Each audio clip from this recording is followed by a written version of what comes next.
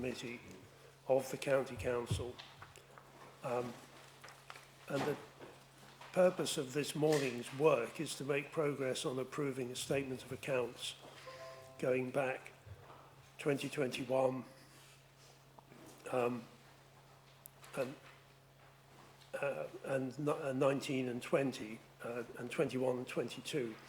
So just in order to conduct the business, I'm grateful to the officers and the external auditors for the advice and the support and the effort that's gone into this, but I'd also like to thank those councillors who've been able to attend this morning, because if you weren't here, then we would not be able to make progress. So thank you for that. Quite a few papers were circulated yesterday, and I know Leslie's made sure that everyone's had a paper copy of those. And it may be helpful at some point if the external auditors, in their introductory remarks, make sure that we know what papers we're looking at. Right. So, in terms of apologies for absence, I have Councillor Wallace and Mr. Hanna. I'm glad to see Councillor Grimshaw there. I hope you're feeling well. Right. We'll take account of that. And the lead internal auditor, Kevin MacDonald, is not with us. Councillor Reid. Councillor Reid. Oh, and Councillor Reid, who was going to step into the breach, has now just left the meeting, so he's offered his apologies as well. Okay, disclosure of members' interest. Do any members have any interest to disclose? Nope. Okay, so this moves us on to the main purpose of the morning. Now, additionally to 2020 and 21 and onwards, we also have the 2019 to 20 audit certificate to deal with. So what I'm going to ask is, and we're going to take the statement of accounts year by year. We're not going to try and do it all in one big mass. But what I'm going to do is I'm going to ask Mrs. Willis to make a few remarks on the 2019-20 material, and then if the external auditors can come in on the back of that and explain where we are on 2019 to 20. So have we got Jan online? Yes, I'm here, Chair. Can you hear me? Yep, we can hear you. Wonderful. So the audit of the 2019-20 accounts was completed some time ago. We now have the audit completion certificate, which is the final step in the process. And that includes the value for money opinion. I'm sure Cameron will explain in his remarks that we have subsequently had a new code of practice. So the code of practice that applied to 2019-20 is different from the code of practice that applies from 2021 onwards. But what is common to all of them is that the external auditor, as well as producing an opinion on the financial statements themselves, also has to give an opinion on the council's arrangements for securing value for money. So the audit certificate has been issued now because Cameron and his team have reached their final value for money conclusion. So for 2019-20, as I said, the certificate brings the external audit to a close. And that opinion encompasses all of the events that have happened subsequent to the financial statements themselves being signed off. So I hope that's helpful in terms of setting the context. That is, thank you. So, Cameron, is there anything you want to take us through on 2019-20? Because we're just being asked to note this one, aren't we? Yes. So, without going through everything we discussed in previous audit committees, Chair, I think the committee is aware that there has been a significant delay in completing the audits.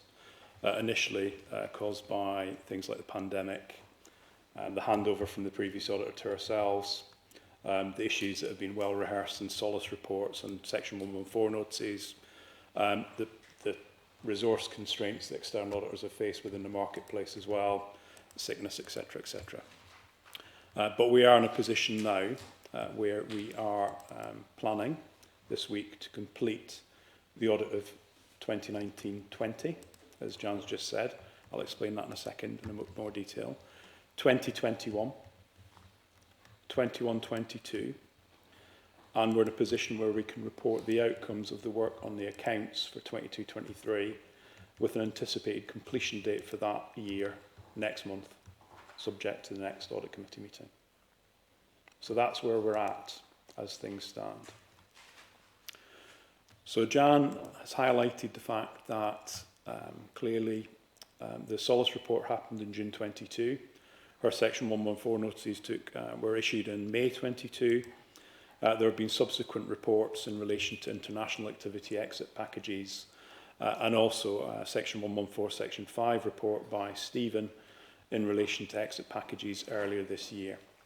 On conclusion of that, that's put us in a position where we have finally been able to reach a judgment around about value for money reporting in relation to multiple years. Jan mentioned the change in the Code of Audit Practice. It's an important one. I have informed the committee of this before, but just as a quick reminder, 2019-20 was the final year of the old Code of Audit Practice. In that year, we had to conclude whether or not the Council had proper arrangements in place or not. If the Council did have proper arrangements in place, that would be an unqualified VFM conclusion. If the Council had mainly proper arrangements in place, but some weaknesses, generally that would be a qualified except for. So essentially the report would say the Council's got arrangements except for. And if we felt that those were so significant, pervasive, and that they constituted a significant weakness overall, then that would be a qualified adverse conclusion, which is what the previous auditor issued in late 2019. You'll forgive me, Chair, if I have to pause every so often just to get my years in order. Indeed. So, having spent time considering the solace report, multiple meetings with people like Jan, Suki and Stephen, that the Section 114 notices, plural, the Section 5 notice, the follow-up reports, in our view, there were significant weaknesses in the arrangements in place at 31st March 2020. That justifies an adverse VFM conclusion. That VFM conclusion is set out in the certificate that was issued to the Council on Friday. By the way, just slightly correct, Jan, we issued a draft certificate to the committee for the committee to consider. It will be finalised after the meeting, because clearly you might have questions. You will see from the report that we set out in summary terms what we think those weaknesses are. But fundamentally, Chair, those weaknesses were in relation to informed decision making. The National Audit Office sets criteria, sub-criteria, and within the sub-criteria, things they expect to be in place. One of those things is appropriate decision-making processes in place that allow officers and members to take lawful decisions. Now, clearly that's contradicted by Section 114 and Section 5 notices relevant to that year. So that's the VFM element of it for 1920. You will also see in the certificate we highlight 3 areas where in auditing subsequent sets of accounts we identified, or the Council identified, things that need to be amended. So we have to report those to you and say, basically, if we'd known these at the time, we would have asked, I'm trying to remember who the Section 151 officer would have been in 1920. think it was Jan actually in 2021 we issued the report, then we would have asked Jan to amend the accounts, but it's too late to do that now because that's finished. But we need to notify the council and everybody else that's the case. So you'll see there's 3 areas. One follows a review that was commissioned by Jan after we'd finished the work in the 1920 accounts around infrastructure. One was around about the treatment of a usable reserve and advance, which we've got a funny feeling quite a lot of councils might have done. So we're now looking at that. That's where the council consolidated the advance revaluation reserve into the accounts and then treated it as an unusable reserve, which is the case in the public sector. For a private sector company, that's a usable reserve. So we think it shouldn't have been consolidated into unusable, sorry. It should have remained put. So that's been amended in subsequent years. And Diane's going to remind me what the third one was because it's completely slipped my mind. I wish you hadn't asked me that. I'm afraid I can't remember. There was a third one, whatever's in the certificate wording. Again, just something that was picked up as part of the audit. It's been amended 2021 and the comparators as well. So essentially, Chair, that audit is finished at the point I sign this certificate and issued it to the council. Now, I don't know if members want to ask me questions about the value for money element just now or wait until we talk about 2021, 21, 22. But to all intents and purposes, subject to reporting that to you today, that audit will get signed off, the certificate issued, and that's done. Right. And I anticipate that's either going to get done later today, subject to however long the committee meeting lasts, or tomorrow. But it will be close of play tomorrow at the very latest. So happy to take any questions on that before I move on to 2021, 21, 22. Right. So I'm conscious that we're sort of peeling back several onion layers. Yeah. I think it's probably sensible to have that discussion and any questions now about the reason for the VFM conclusions, and then as we go through the statement of accounts year by year, there may be technical questions that people have. So I'm opening it up to the committee for any particular points that on the VFM issue that Cameron has just talked us through. Sorry, on reflection, if we could maybe deal with the accounts for 2021, 21, 22 separately, it might actually be worthwhile setting out the rationale for the reporting in 2021, 21, 22 on VFM first, because fundamentally it's the same, it's just the code's changed. And I think actually it might mean that you're all asking questions about the same issue that's reported in 3 different years, if that makes sense. Okay. Yeah. So, are we happy with that? Yes. Okay. So for 2021, again, we had to consider the same evidence available to us as the auditor. So without going through it again, all of the reports I've already referenced, etc. But the code changed, and what that code required us to do was to review the council's arrangements and decide whether or not there was evidence or not of a significant weakness in arrangements in relation to 3 sub-criteria, which are governance, financial sustainability, and delivering economy efficiency and effect, improving economy efficiency and effectiveness. So again, we have analysed those reports, concluded, and we feel that there is evidence at the 31st March 2021 and the 31st March 2022, bear in mind timing of various reports, that there were significant weaknesses in 2 areas, though primarily in 1 area, that area being governance, for reasons previously discussed. But also the Solace report does identify some weaknesses in arrangements in relation to best value performance management.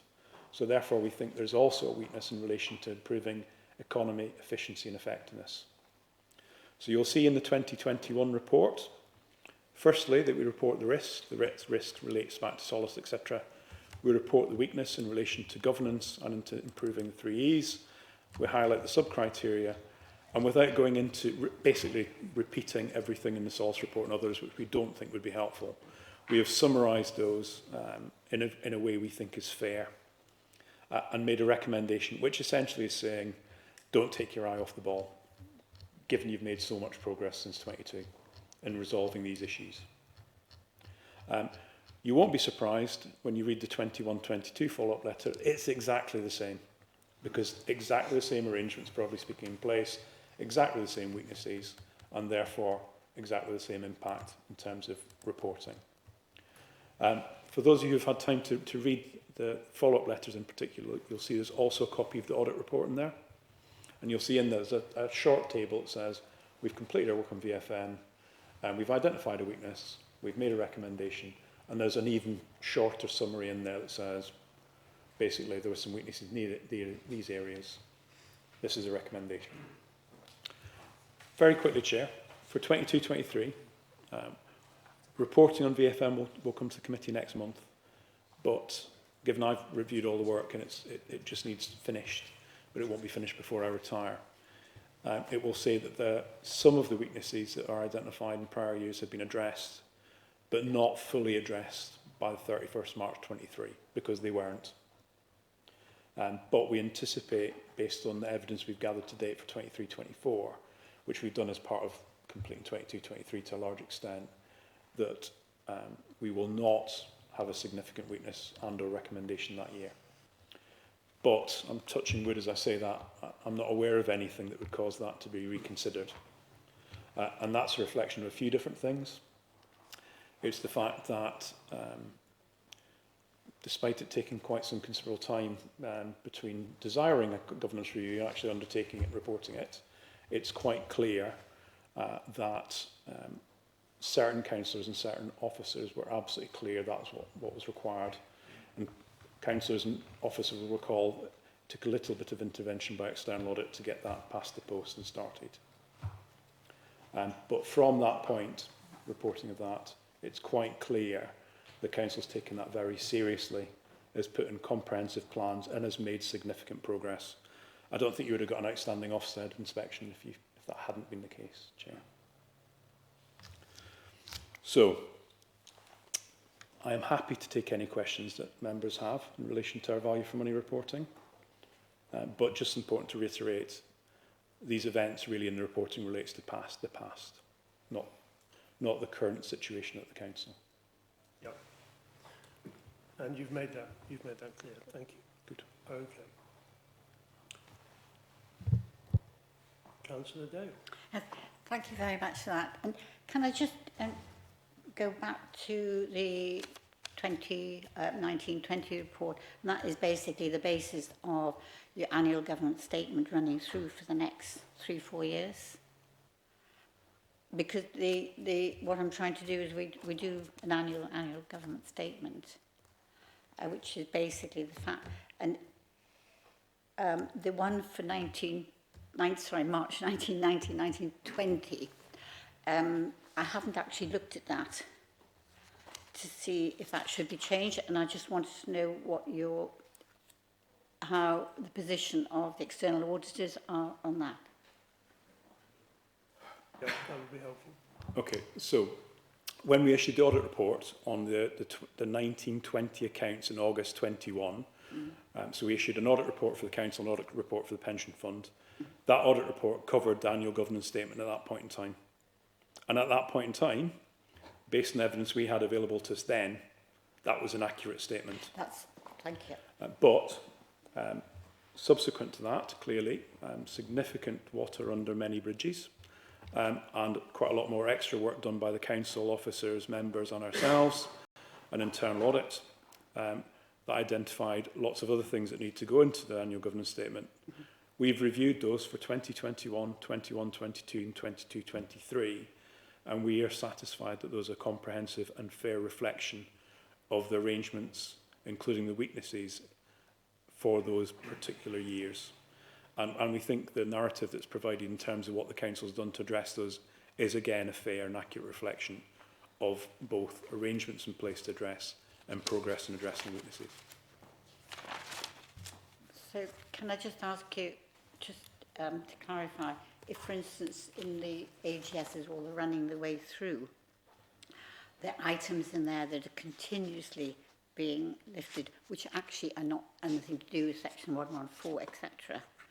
But otherwise, will you be reporting on those, or are you asking us today, can we raise issues with you? We have finished our work in relation to 2021, 21, 22 and 22, 23 on the annual governance statement. And we are not aware of any evidence that would contradict our conclusions in that area for those years. We have not yet looked at the 23-24 annual governance statement beyond looking at that in terms of the summary of progress to date on the particular issues relevant to prior years. Okay. So at a later date, Diane is the audit manager. Sorry, I should have introduced Diane. Diane's the new audit manager from Mazar. Unfortunately, the new partner can't make it. He'll be here for hopefully next month's meeting. So the new partner and Diane will be looking at that as part of the 23-24 audit and coming to a conclusion around about reporting on AGS. But from our point of view, we're satisfied that the years in question that we're covering today, they're comprehensive and address the issues that need to be addressed in there. Okay. So just making sure that we're keeping chronological time order. So, Councillor Jackson, is your question to do with 2019-20 or nearer It's time? both really. Right, go on then, go for it. Oh, right, okay, thank you. Yeah, I mean, this is the final time we'll be considering this as a committee, and it really is good to see this, what can be called a scandal of the council, put to bed once and for all. And we all recognise that these are things from the past, and that the council now is in a very different place.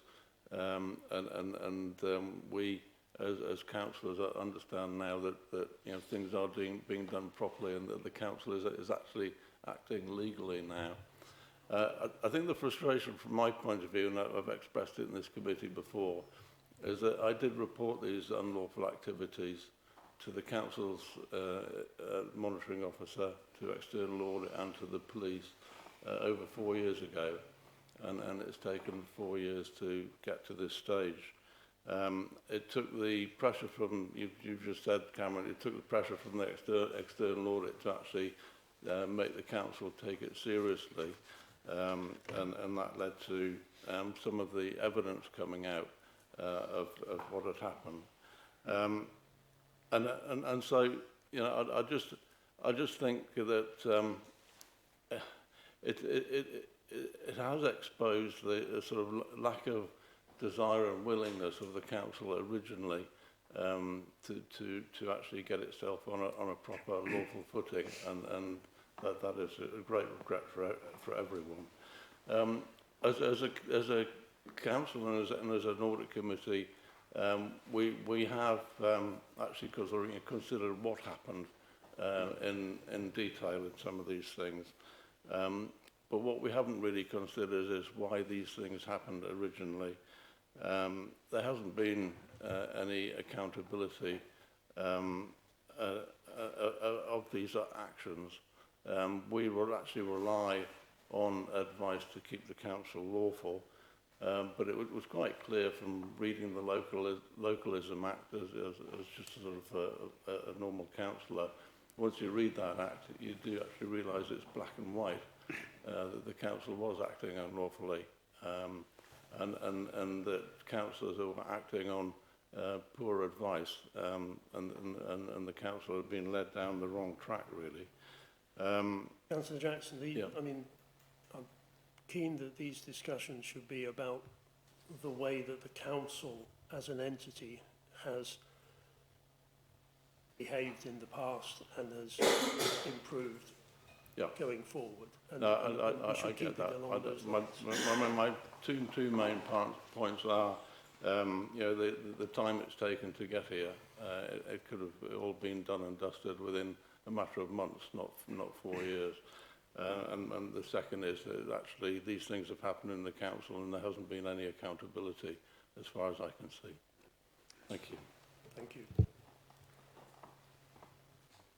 Would you like to comment on that, Cameron? One aspect of it, I think perhaps Jan or Stephen might be better placed to talk about the accountability point, which is, Councillor Jackson will remember, the difficulties that certain officers and external audit had in obtaining evidence to allow us to conclude in certain areas. Because either it didn't exist, or if it did exist, people weren't sharing it, or we couldn't find it. So certainly things were raised with both ourselves and officers, some officers at that point in time, but then trying to get to the bottom of it took not an inconsiderable period of time to allow us to reach, in our particular case, what I'd call a safe opinion, either on VFM or the accounts, because even some of the issues that Councillor Jackson is sort of alluding to, so particularly in relation to international and their exit packages, could theoretically, do have an impact on the accounts because the numbers are in there, and we had to consider carefully whether or not that would lead to a qualification of the audit report on the accounts, and have concluded from a judgment point of view not because Jan and her team have made appropriate amendments to the accounts to make it clear what's happened. Well, maybe not the question Councillor Jackson is asking, which is how and why. But I don't think that is going to become any clearer anytime soon. Okay. The question about accountability, though, I think is probably a question for officers, although it wasn't really a question. So, Chair, if I may, just to remind the Audit Committee as well that we did commission a lessons learned report, and there was a lengthy discussion here at this committee. I think the point that Cameron has made about the difficulty in actually uncovering a full audit trail that would allow us to come to a conclusive view about who did what, when, why, was absent. We've pursued that, to the full extent that we can, but in terms of accountability, I think that lessons learned report was as far as we could go. right. So, Councillor Oliver. Thank you, Chair. If I could just make a sort of couple of comments and also ask a couple of very brief questions. I think I sort of agree with what Peter said about accountability and impunity, and what is described here is some fairly systemic law breaking that has been allowed to happen with impunity, and it was a very small group of people that were responsible for that, and a lot of other people actually sort of suffered the consequences. Other officers who tried to raise issue with some of these things, and some councillors, and it's important that we don't forget that. I think the point around timeliness is also really important. I spoke to the police. Some of the things that were basically in breach of the Localism Act were reported, and it's great that they were. But they were reported when the statutory time limits for reporting had already expired. So the police were actually powerless to do anything about it because there was a 2-year limit on it. Is what I was told. And I think the potential investigation into a higher bar of there's a statement, and if the one who started Yes. political, Chair, I'm going to say it was under their watch. it's in no sense. Sorry, Mr. Jackson was in fact the leader and councillor was in the cabinet, so it's no good trying to point the blame on other people. Was here today, were apolitical, was supposed to be, and these things are making political statements against him. So please, Chair, can I ask you, just if you want to ask a question, ask the question and not make a statement, please. Councillor Grimshaw, it's a good point that you make. I mean, and the point that Councillor Oliver just referred to about the timeliness of these issues being addressed is one that systemically and collectively has created the situation where we are now halfway through 2024 going over issues that occurred 3 or 4 years ago. So I'm going to ask Councillor Oliver to ask the questions that he may have in his mind, Yes. and then we'll take it from there. I'd just like to make a point, though. It's that, I mean, if we can't speak openly in this forum, and we get challenged in the way I've just been challenged, that is part of the reason we've had the problems to date, because every time anybody has spoken out, they've been shut down, and that's, you know, it's an important point to make. And I think the two questions were really around sort of drawing a line and making sure that it doesn't happen again. In the report, where the table, which is repeated in the 2021 and the 21-22 tables, there's 4 points, two of which there was a failure to implement or achieve progress on recommendations raised as part of result of the previous external audit recommendations. I just wondered, I didn't quite understand what that was. And then the final question was around a question of performance appraisal, and assuming that means appraising the performance of senior officers. And I'm just, again, a question, is that now happening, and who does it? Or is it a general performance appraisal of the council itself? I wasn't quite clear what that meant.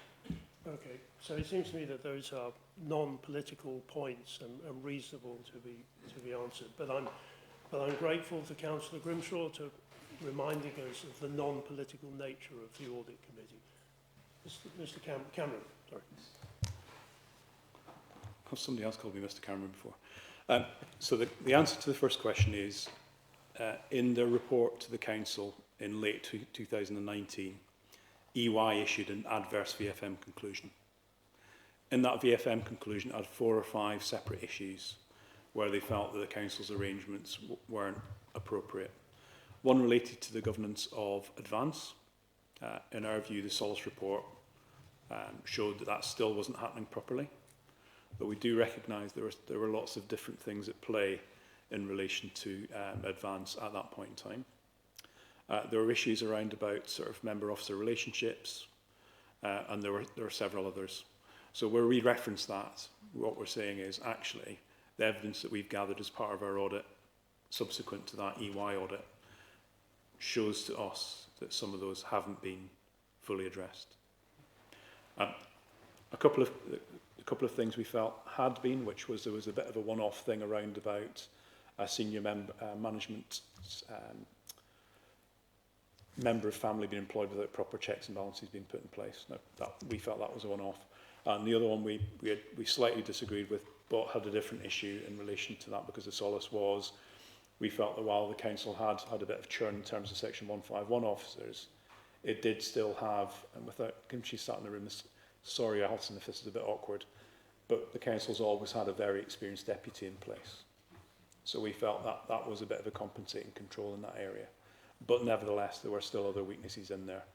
And in fact, I think during my tenure as your auditor, there was a point where I think all but one of the senior management team were interims, which is, I don't think, great for stability point of view. Though, before Jan corrects me, but you had very experienced interims in place at certain points in time. 2 of which I think in particular made a big difference to getting the governance review started. So particularly the previous interim monitoring officer and Jan herself. So I think important to recognise that.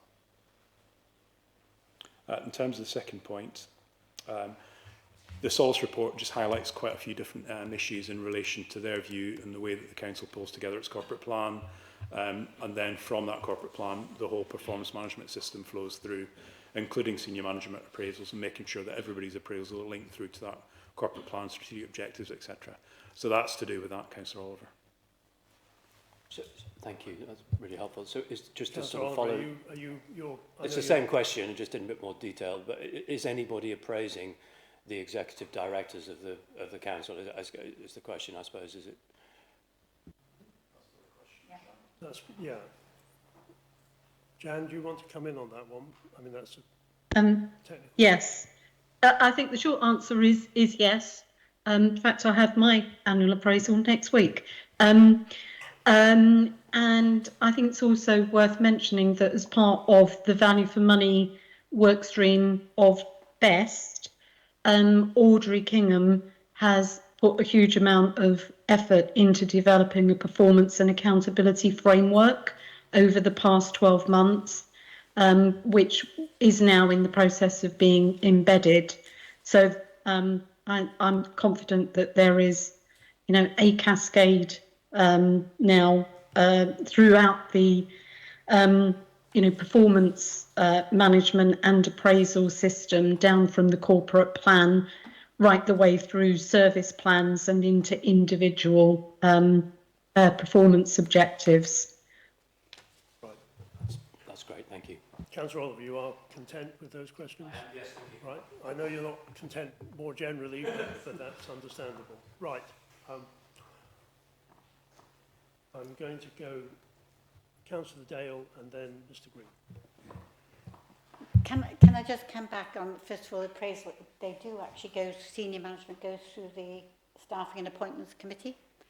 So we do get a report, very vague, but it is a report to say staffing appraisal has been taken by the chief exec and underneath. So there is a proper audit trail there.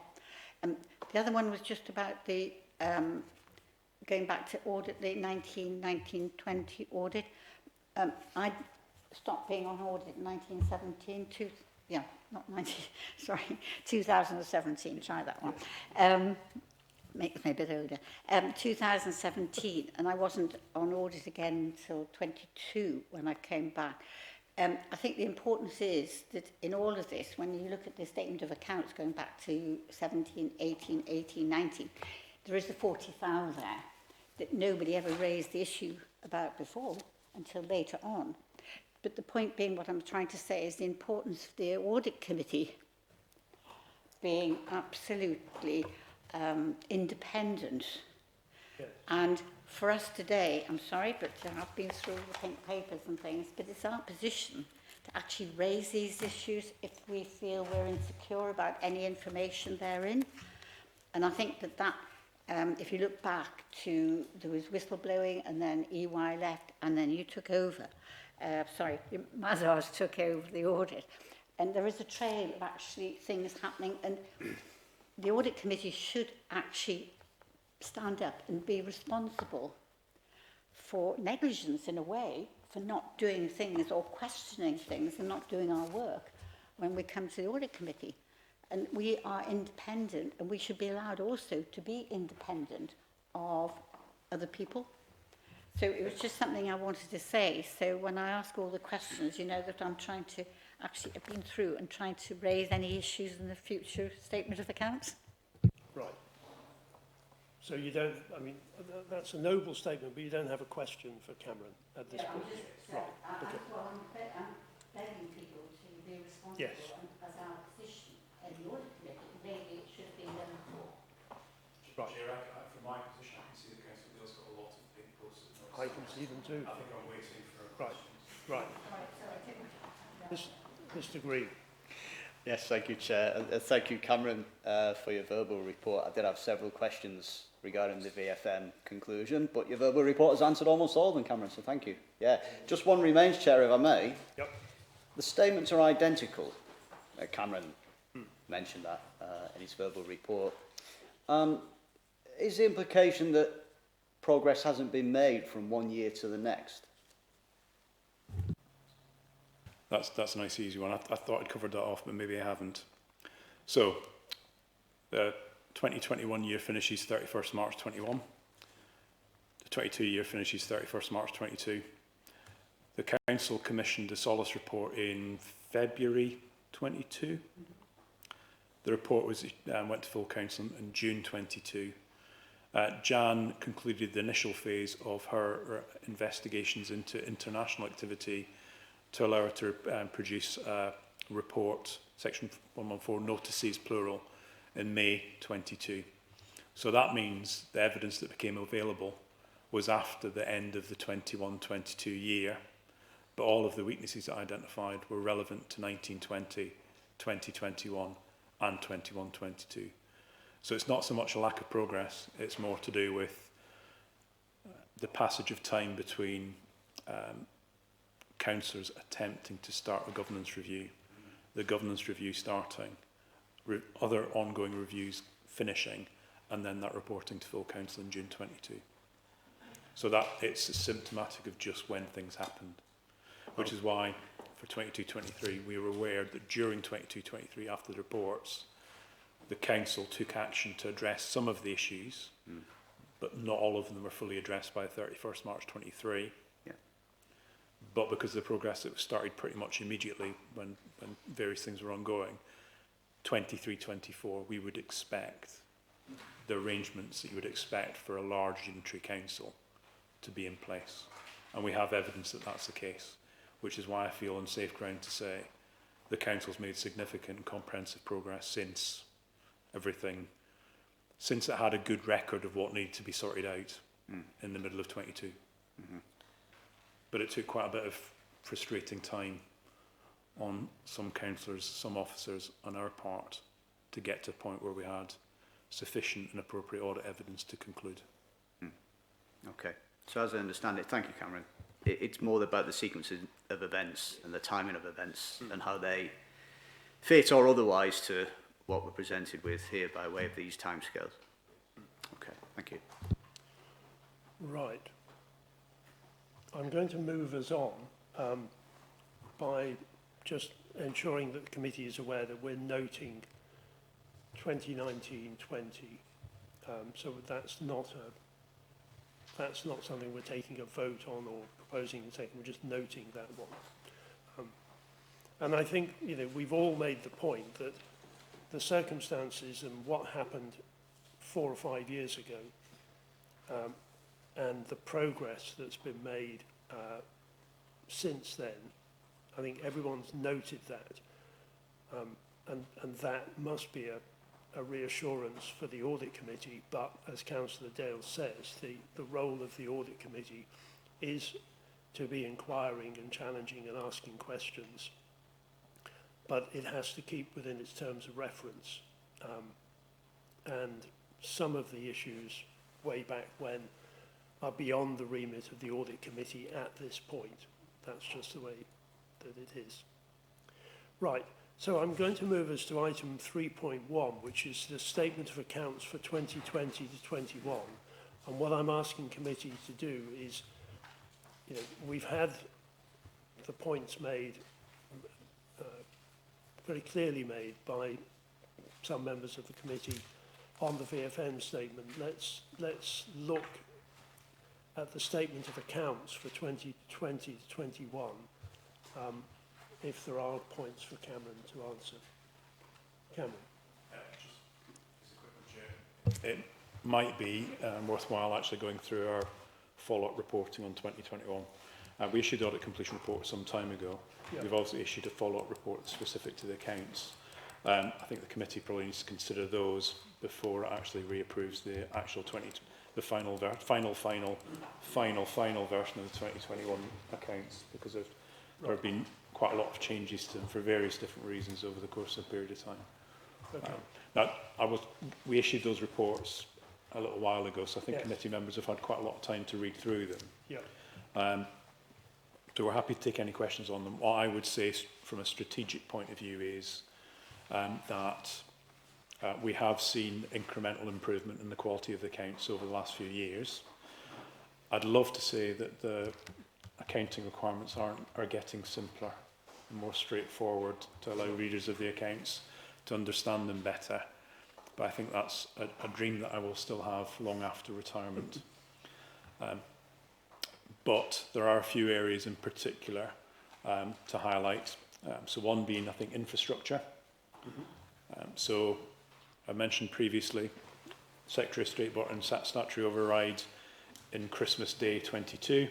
The council had to respond to that, and that was to deal with a problem that auditors had identified, a problem actually that the sector had identified a long time ago but just stopped doing something about it. That takes some extra work. Theoretically, the council could just have amended 21-22 and not touch 2021, because actually statutory override allowed you to do that, but actually you amended the 2021 accounts, which I think is a good thing to do. But you didn't need to. And secondly, there are sort of long-running issues around about the approach to valuation, and that I think still needs to be sorted out, which officers know. valuation of council estate has no impact on the bottom line, has no impact whatsoever on the amount of money you've got to provide services. You're not a company. But it's complicated. It relies on management employing experts, valuers. It relies on valuers doing what they should do. There are sort of rules, but there's judgments and assumptions and estimates involved too. But that is still a key area for improvement, I think. And officers might disagree with me. I don't think they probably do. But that is probably, if there's one area to focus attention for going forward, that's the one, I think. Beyond that, we've had to obviously rely on the Auditor of Advanced Northumberland for 2021, 21, 22, that's Mazar. We've had to rely on the Auditor for Advanced Northumberland for 22, 23, which is Robson Laidler. Obviously, we've had sort of cooperation from Mazar, but it's important, I think, to note for the committee's benefit, we've had complete cooperation from Robson Laidler as well since they've been appointed. But for all 3 of those years, we've had to do top-up testing, specifically in relation to investment property. So we've appointed our valuations team to look at the valuation of investment property within advances accounts. Because A, it's a big number in your accounts and advances accounts. And obviously, there's a lot of borrowing. It sort of underpins those asset values as well. So quite important, I think we felt that we were content that the valuations in advance accounts consolidated into the council's accounts weren't materially misstated, and we've got that assurance, but we have had to do some extra work in that area. Right. So in terms of 2021, I wasn't really going to say much more than that. There's been quite a few changes. You can see that those set out. There are some things that haven't been adjusted for. The unadjusted fors aren't material. It's been through all our internal processes. There's a point where audit has to stop looking at accounts, and we're satisfied now we've got sufficient appropriate evidence in relation to 2021. But I'm happy to take any questions either in relation to accounts. When I say I'm happy to take questions in accounts, what I actually mean is I'll probably pass those to Alison or Jan or the finance team, which is sat over there. But it's this question around about the audit that Diana and I are more than happy to talk you through those. Right. And I was going to leave it there at that, Chair, if that's okay. Okay. Yeah, and I in reading through the 700 pages that we've been asked to look, I did notice the point you just made about the property valuations and the additional work. So thank you for that. We're sort of hoping that there's been a long, so people are aware. Sorry. People are aware around the backstop arrangements that have been sort of are put in place. So audits up to 22-23 have got to be signed off by mid-23. So you'll be in a position where 22-23 will be done before the backstop. There's a lot of local authorities where that will not be the case. Yep. That's good news. Running alongside that was a consultation around about what could possibly be done to make the accounts a bit more straightforward. Because there are several areas in the accounts where basically the impact that would have on a company are reversed out deliberately, so it has no impact on council tax and your usable reserves.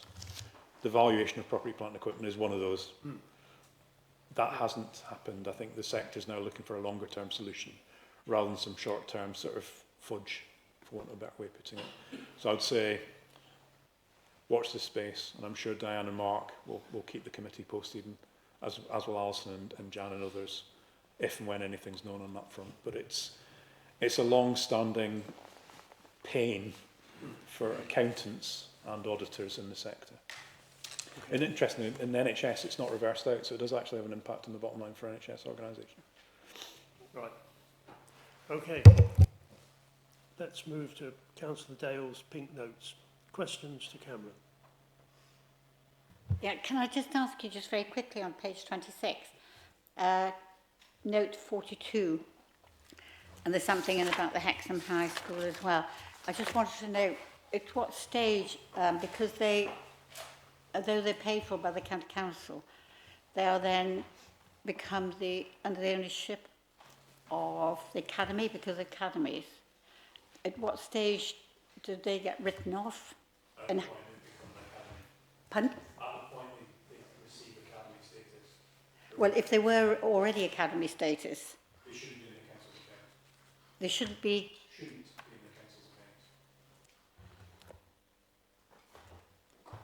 accounts. So a new school, I'm trying to say, a new school being built, basically, which is all ready for an academy.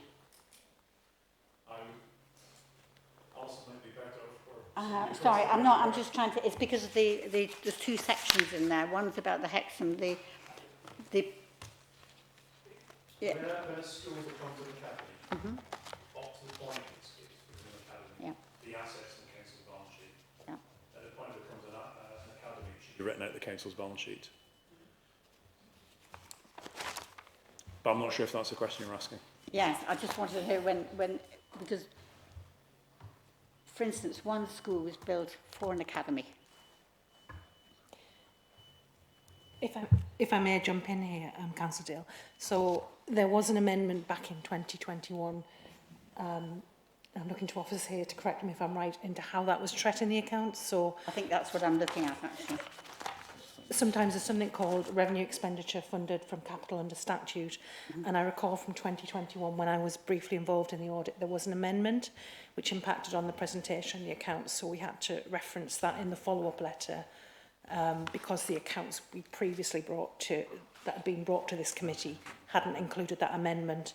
So it was a technical amendment rather than a fundamental error in the accounts, and it was the presentation is quite prescribed for such, it's called REFCUS, this revenue expenditure, when the council was building this particular academy.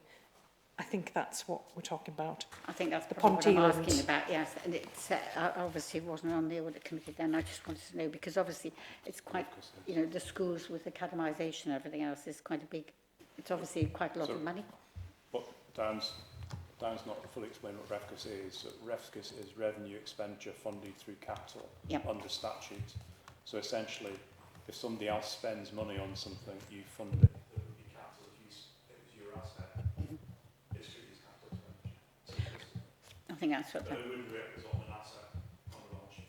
No, thank you. Is there more? Sorry. Yeah.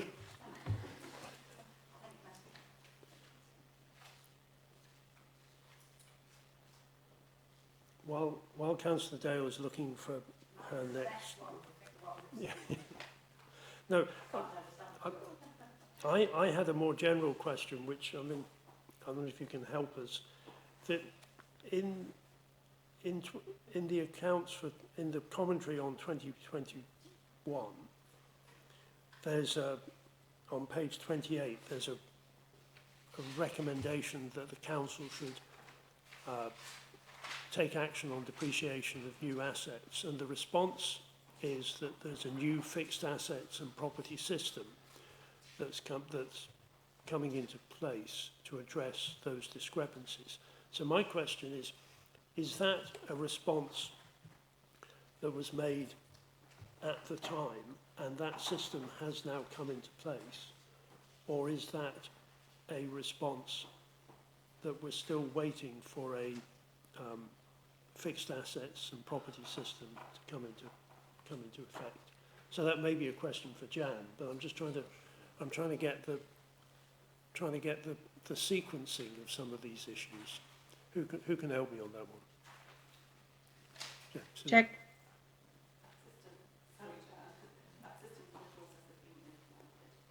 right, but it's still in the process of being implemented.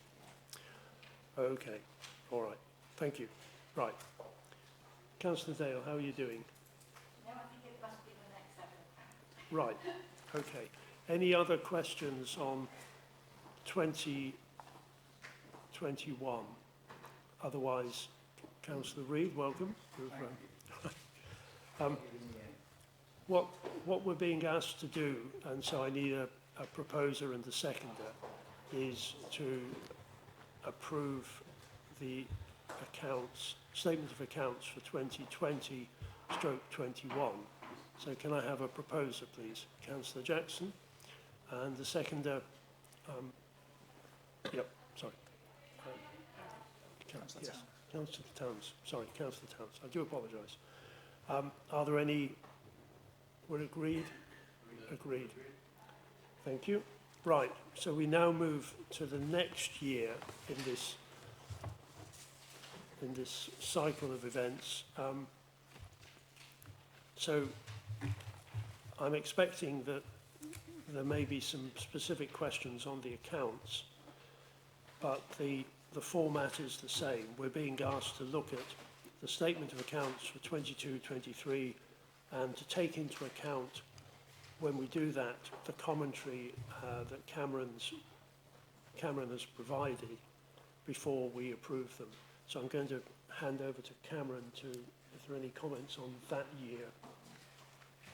Temptation to say as before, ditto or something. Broadly the same, 21-22. Finished our processes, reviews, up to date. We have a second partner in these engagements because it's a big council, and therefore there's a degree of audit risk associated with that. His review's complete as well. There's nothing really to add that's not in the reports already, Chair. So again, we issued these I think last week, so I'm more than happy to take questions from members in relation to our report, if they have any. Okay. Questions on that year? Councillor Dale? No? Yes, go for it. I had to actually go to my husband to understand this one particularly, but note 31 on page 247.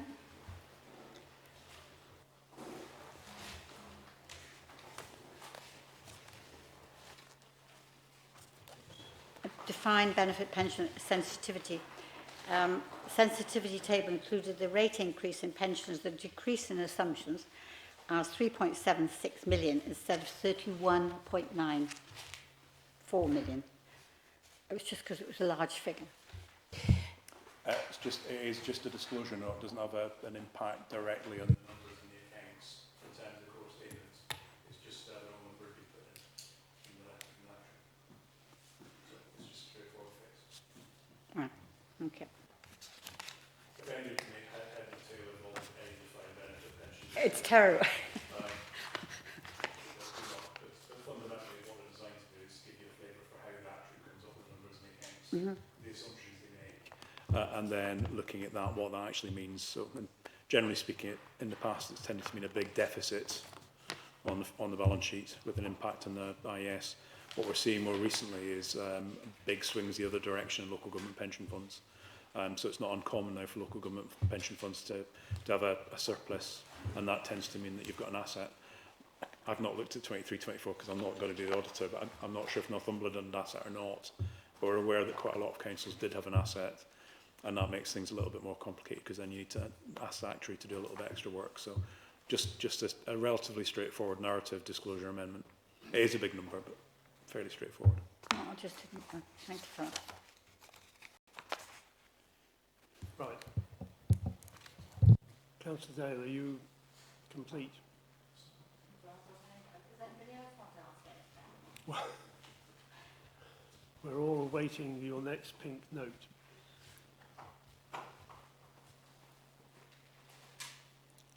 Otherwise... Well, I'm trying to ask questions because I feel I should do it. I mean, help. It's just... yeah, keep Right. going. Well, basically, I just want to ask in some of the questions about the KPIs and how do you actually look at the KPI results on, say, page 17, which is the performance?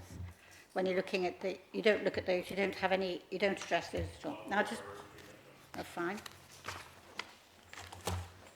Well, you may be recalling the old days of best value and audit. Yes, or the CPA. Yeah. I recall that too. The demise of the audit commission.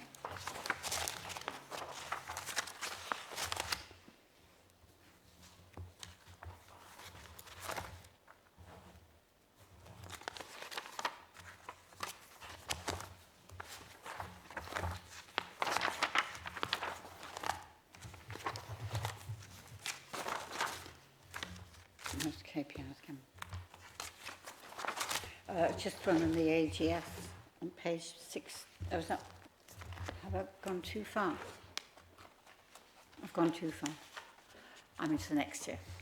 Sorry about that. Right. So the committee is being asked again to approve the statement of accounts for 2021 to 22. And so I'm looking for a proposer, Councillor Oliver, a seconder, Councillor Jackson. Are we agreed? We're agreed? Right. So we now come to item 3.3, I think it is, which is the statement of accounts for 22-23. I would suggest, because while we've reported to the committee previously on the years we've just discussed, granted with follow-up reporting, we've never reported in relation to 22-23 to date. So it'd probably be helpful if Diane just went through the audit completion report for 22-23 in a little bit more detail for the committee before the committee reconsiders the accounts. But fundamentally, the work on the audit of the accounts for 22-23 is complete. Fundamentally, the work on VFM for 22-23 is complete. It just wasn't going to be complete in time to report to the committee before I go. So that will come next month, because you've got a meeting next month, as I understand it. So things are in hand there, but I think it would be useful just for Dan to spend a little bit more time going through that report. There's little point in me doing it, because it's not going to be me that issues the audit report for 22-23. Yeah. No, I agree. I just wanted to make committee aware that we're not in a position to approve. No, you are in a position to approve the 22-23 accounts, subject and the reporting we've brought to the committee, subject to any last-minute amendments. But what most local authorities do, in my experience, in that circumstance, would be to delegate any last-minute tweaks to the accounts to the Section 151 officer to make subsequent to the meeting, if you need to. But the bottom line is, I don't think you actually need to do that, because you've got another meeting coming up in September. So fundamentally, you could approve them now, and if something needs to tweak, that can be reported to the meeting next month. That's probably where I would go, Chair. Right, that's helpful. So just so we're clear, that we're doing this in potentially in 2 stages. I mean, we may be coming back in September to, if there have been any... Yes. Yeah. My successor will need to report VFM Yes. to the next committee Yeah. anyway. But the intention would be to close off 1920, 2021 and 21-22 over the next 2 days. That will leave 22-23 to complete in September. Right. But actually, fundamentally, the work actually in the accounts is complete, so there's no reason not to report that today. Okay. And I'm just checking with the committee that we're happy with the timetable of events that Cameron has just outlined for us. I'm looking at Dr. Green. You're content? We're content. Right. Okay. Take it away. Thank you, Chair. So I'm pleased to present my first report to this audit committee, and I won't go into extremely a lot of detail, but I will give you an overview as it's the first time you've seen this report. So this is the 22-23 audit year, and the headline messages are an unqualified opinion on the financial statements. Value for money wise, as Cameron has already mentioned, improvements have been made during 22-23 after the Solace review. However, not all areas for improvement were completed and embedded at the end of 22-23. Therefore, there will still be a significant recommendation in respect of our VFM responsibilities that will be reported. Taking you into the report, there are a small number of areas which are outstanding, which will be completed over the next week or so, and our final closing procedures. There is nothing there which is significant to highlight to you. There have been no significant changes to our audit approach or our use of experts or our calculation of materiality. We have again used an internal valuation expert, like Cameron mentioned, in respect of the group investment properties. So that's a balance of something like 110 million. So it's quite a significant balance. So we do commission an internal valuation expert to give us that additional assurance. The significant findings section of the report set out the significant risks, which are very similar to the prior years. The one subtle difference is that we've separated out the risk in respect of the valuation of the investment properties, just to have it in a separate box because to give it a bit of prominence. It was always a risk relevant to our work, but we've now separated it out, so you'll see that's presented slightly differently. Page 17 of our report sets out, we call this the key page, where significant matters that have arisen in respect of the 22-23 financial year. And the big issues impacting on the 22-23 year are very similar to the points Cameron's already mentioned in respect of the previous 2 financial years. So that's infrastructure, which is the application of the statutory override in the accounts. Pensions, that's virtually every year most councils have to obtain a revised pensions report, because the actuary, when he produces his report, uses an estimate for the final quarter of the financial year, and invariably by the time we get to the end of the audit, the actuals are available, there is a material difference, so there is usually always a revised actuarial report required. In addition, the council had to restate the comparators in the 22-23 accounts, and that's because of the knock-on impact of the prior year audits not being signed off. So really very tricky for the finance team, because until those prior years are signed off, they've always had to update the latest set of accounts and the comparators. Property, plant and equipment valuations were also a key area where we've had discussions with management and the newish valuers. I think Britain Knowles have now been in place for a year or two, and that's an area where we're continuing to work with the council. Post-balance sheet events was another key area which, given the elapsed time, we had to revisit the disclosures in the accounts for all of the years that we class them as open, to see if there were any adjusting or non-adjusting post-balance sheet events. We also had to look at contingent liability and contingent asset disclosures to see again if there was anything material that would impact on our opinion. And also exit packages, obviously that was a key area that was discussed with management. It was relevant to the 22-23 financial statements, so that included the exit package of the former chief exec. I mentioned the annual governance statement. I believe that was mentioned before by one of the councillors. There is a requirement for the council to keep the annual governance statement up to date right up until when the engagement lead, such as Cameron, signs the actual accounts. This council's done that by including a section in its annual governance statement, usually called post 22-23 year, where it's included that update to say these are the significant governance issues which have happened since this annual governance statement was produced. And that's becoming more common because so many councils have audits which haven't been signed off over the last few years for various matters. We've had no significant difficulties during the audit, and as the new manager coming in, I would like to express my thanks for the resilience, I think, of the finance team and their patience, because it has been quite an unusual set of circumstances, more difficult for this council, I think, than some. And the fact that they're continuing to work with us very patiently, hopefully we will see the fruits of the labour in the next month to get us back on track for 23-24.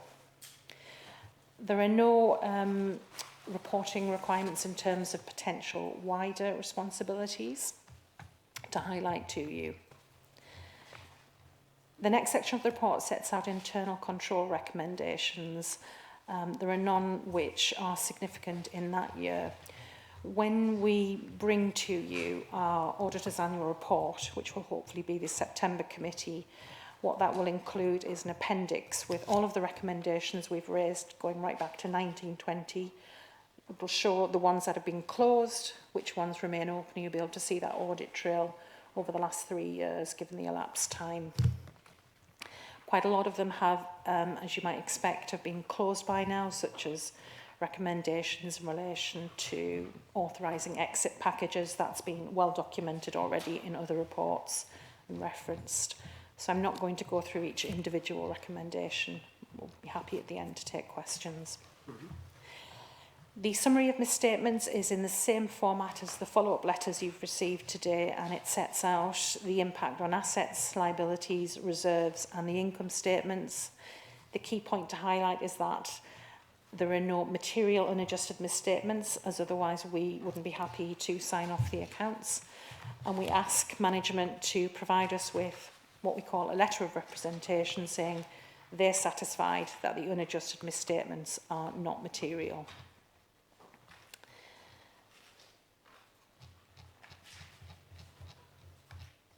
And a couple of disclosure amendments as well as some best practice ones. Cameron briefly mentioned earlier in the committee that we're trying to just close the audits off, so invariably where we've highlighted one issue, it's impacted on a number of years, and we're trying to just get to a point where it's all closed off, and then for 23-24, anything which is what we'd call best practice or not really that significant, address it as part of that year, because otherwise we don't want the audits to keep going on, and there has to be a point to close it off and get back on track. The value for money section, if I can highlight to you on page 37 of our report, I think page 685 of the overall pack, we highlight in there the risk of significant weaknesses in arrangements relevant to 22-23, which is effectively the prior year significant recommendation. And again, you will see when we bring our narrative, hopefully to the next committee, reference made to the progress during 22-23. However, it won't all have been cleared, so there will still be a recommendation in respect of 22-23. The remainder of the report is our standard report, which sets out the audit report, the letter of representation, and we confirm in there our independence. Very happy to take any questions, Chair. Okay, thank you. Right, any questions? Councillor Dale? Just to go back to the annual general statement, and I just want to clarify this because I think I'd brought this up, and it was just about the brick vault in the annual government statement. I think when we had it originally at the last meeting or the meeting before, I just said, because it states that it's been signed off, the recent acquisition of British Recharge Industry is now being concluded and the completion of the new dock.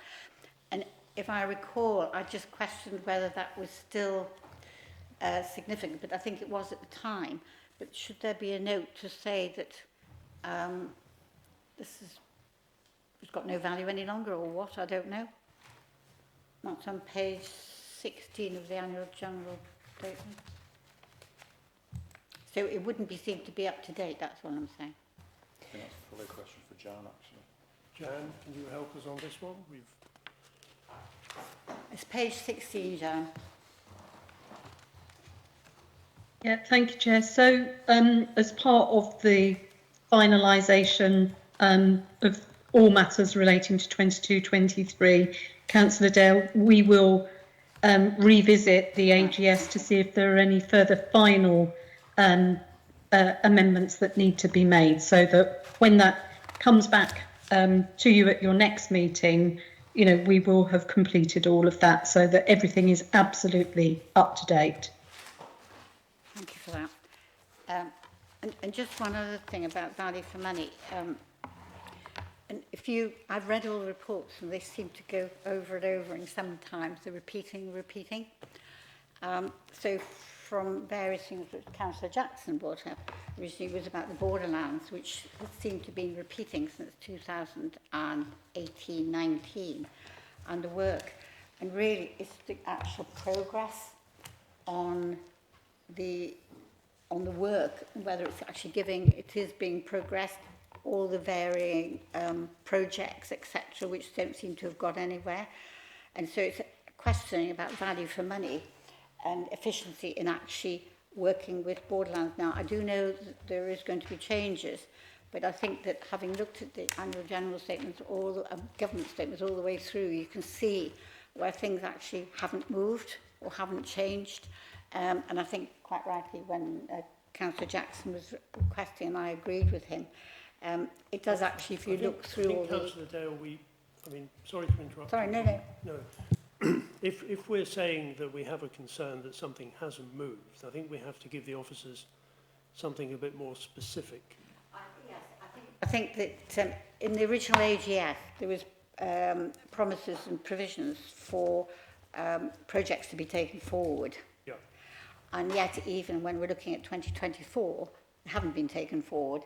And I think maybe that's what Councillor Jackson is referring to, and I was referring to, is about the how long these things are going to take, and whether actually in the end we are getting value for money, taking into account the point that the leader said that we might not get the money.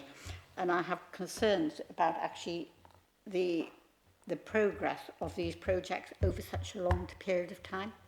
Right. So what I was going to suggest was why don't we take away, given that this is an extraordinary extra meeting, why don't we take away that point and invite the officers to assess how they're going to respond to that inquiry? Unless, Cameron, you want to come in on that point. I think, Councillor, it didn't feel like a question, Chair. More like an observation and probably one for officers to reflect on. Yes. So, unless, Jan, you want to come in, then we'll make sure that this is in the minutes and we'll come back to officers, invite officers to come back and set out how that's going to be addressed. Councillor Dale, are you happy with that? Right. Okay. Right. Any other questions to our external auditors? Otherwise, so right, someone will have to help me here. So we're not approving the annual. We are. Yes, Chair. Subject to any final points that come in from the external auditors, and we delegated to Jan to deal with any issues. Well, I think the proposal from Cameron, Chair, was that they can be moved to the next, they can be considered at the next audit committee. Right. But there's certainly no problem with delegating to Jan if that's what members wish. I don't know whether Jan has any observations on that. Jan, you're happy to take up that responsibility? Yes, Chair. Although if I were to agree any further amendments under that delegation, I would report, what those amendments were to the next meeting anyway. Yeah. I think it's as broad as it is long, to be honest, and it's entirely up to the committee how they want to proceed. But Chair, if I may, yeah. If there aren't any more, you're not going to have to go through all the accounts again at the next meeting. So the advantage you've got is you've considered them now and reporting. You can amend them. If there's very, very minor amendments, I would question whether you need to reconsider them all over again. Right. So on that basis, am I looking for a proposer and a seconder with regard to the statement of accounts 22-23? I believe I am, and Councillor Oliver, you've proposed, and Councillor Jackson has seconded. This is with the delegation, Chair. And this includes with the delegation to the appropriate officer. Section 151 officer. Right, and we're content with that, we agree? Right. Right, ladies and gentlemen, that concludes the business of this meeting. Did you cover that? I don't know whether Cameron needs to say anything there. Sorry, I've been reminded that there is an agenda item which invites our external auditors to cover off the follow-up letters. Cameron, I'm assuming that quite a lot of what you've said to date covers off those follow-up letters, but if you've any final remarks, then now will be the time. Nothing really to add, Chair. The committee members have had the follow-up letters, apart from the VFM ones, which we've gone through in a degree of detail for a little while. As I've said, they cover the areas that have been amended in the accounts. They covered what's not going to be adjusted by officers. We're content on adjusted, wouldn't lead to material error in the accounts. There's nothing really else to say. I think there's been a degree of discussion about that already. We've just done it in a slightly different running order to the agenda, I think. In that case, so I've only got two final points to make, one of which is I think I can speak on behalf of the committee to thank Cameron for his professional investment of time and effort in over the last couple of years in bringing this county council to a position where we recognise that significant progress has been made from a position 4 years, 5 years ago. So Cameron, we'd like to thank you for that and wish you well. Joe? I will add that external auditors aren't the ones that are responsible for fixing things. Yeah. Generally speaking. Yeah, indeed. Oh, and the other thing, just to picking up on some of the points that were made earlier in the meeting, it is the role of the committee to have an inquiry mind. And so that progress that has been alluded to in terms of improvements in governance and controls is something that this committee will continue to ask questions and look for evidence of improvement. And I think that concludes the meeting. Does Chair? Right. Date of next meeting, 25th of September. Thank you very much.